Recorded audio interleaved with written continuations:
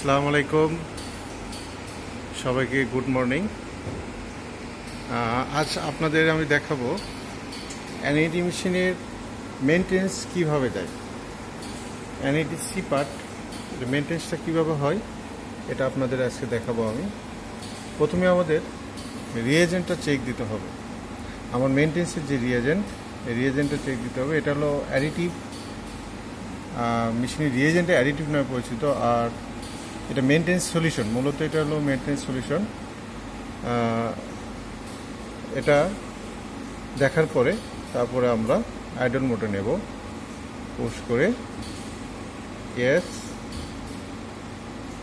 Idol মোডে নেওয়ার পরে আমরা মেনটেন্সে চলে যাব সরাসরি।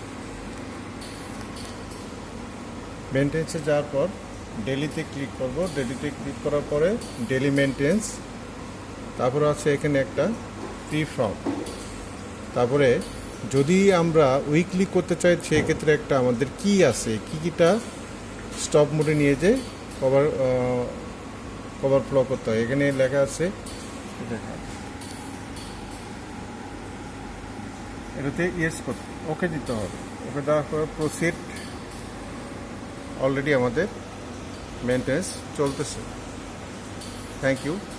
সবাই যদি আমার চ্যানেলে নতুন হয়ে থাকেন অবশ্যই সাবস্ক্রাইব করবেন, লাইক দেবেন, কমেন্ট করবেন, বেল আইকন ক্লিক করবেন।